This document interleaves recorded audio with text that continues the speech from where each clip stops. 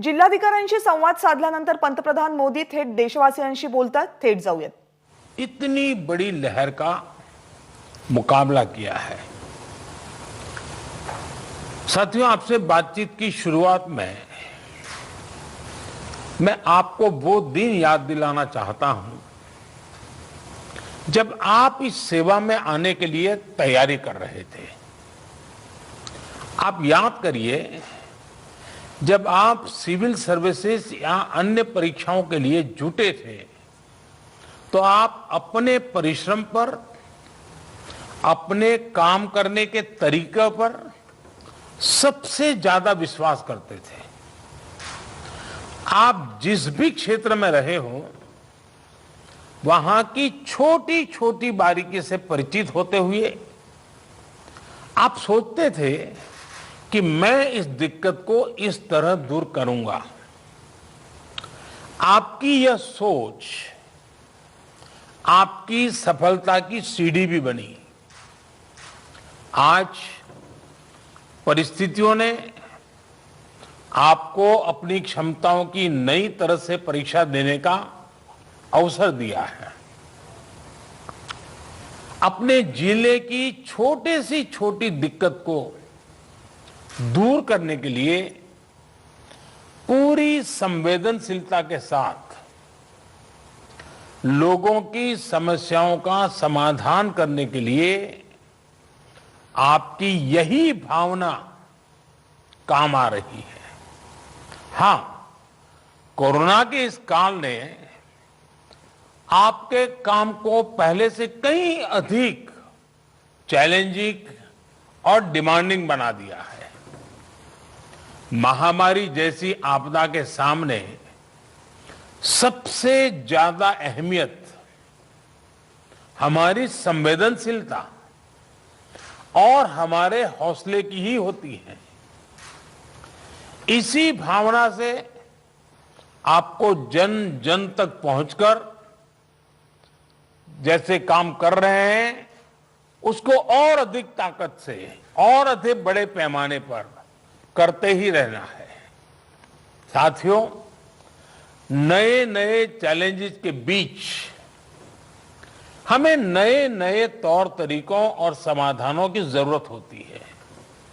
और इसलिए ये जरूरी हो जाता है कि हम अपने स्थानीय अनुभवों को साझा करें और एक देश के रूप में मिलकर के हम सब काम करें.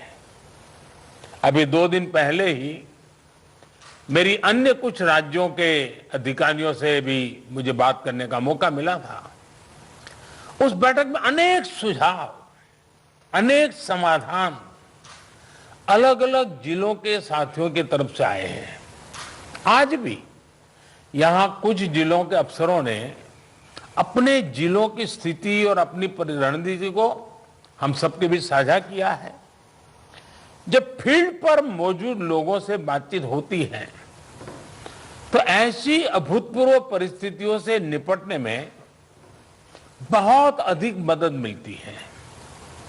बीते कुछ समय में ऐसे अनेक सुझाव मिले हैं. अनेक जिलों में परिस्थिति के अनुसार कई इनोवेटिव तरीकों की भी जानकारी आप लोगों से मिली है.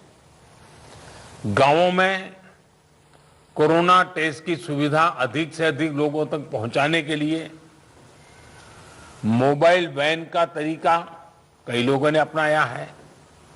स्कूलों, पंचायत भवनों को कोविड केयर सेंटर्स में परिवर्तित करने का कुछ लोगों ने इनिशिएटिव लिया है. आप लोग खुद गांव-गांव जाते हैं, वहां की व्यवस्थाओं की निगरानी करते हैं, आप ग्रामीणों से बात करते हैं.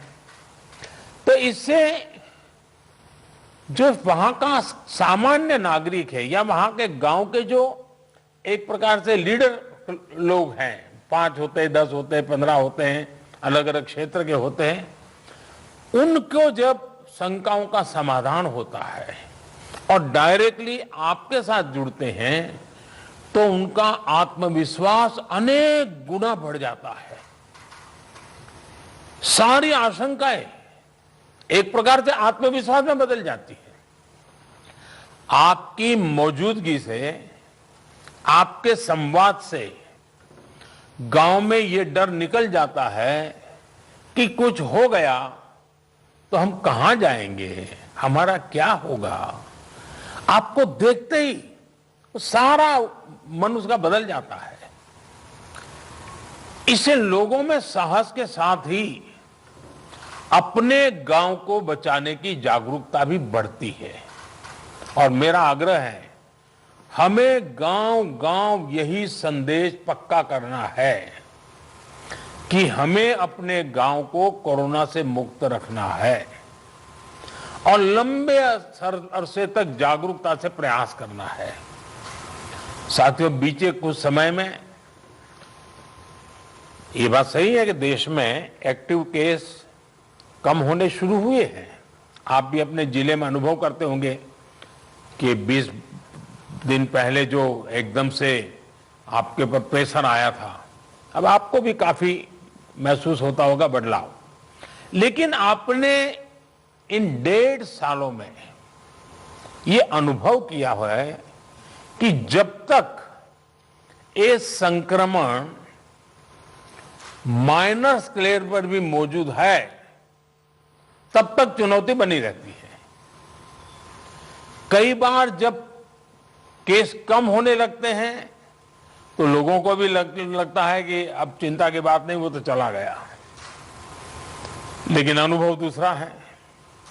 टेस्टिंग और डिस्टेंसिंग जैसे मेजर्स को लेकर लोगों में गंभीरता कम न हो, इसके लिए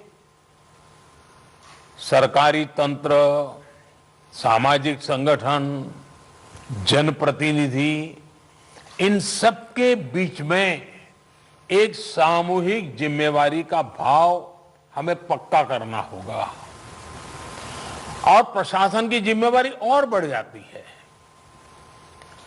कोविड एप्रोप्रिएट बिहेवियर जैसे मास्क पहनना, हाथ धुलना, जब इनमें कोई कमी नहीं आती, आपके जिलों में, आपके जिलों के बाजारों में, गांवों में कम से कम होने के बाद भी लोग सभी दिशा निर्देशों का पालन करते हैं, तो ये कोरोना से लड़ाई में बहुत मदद करता है।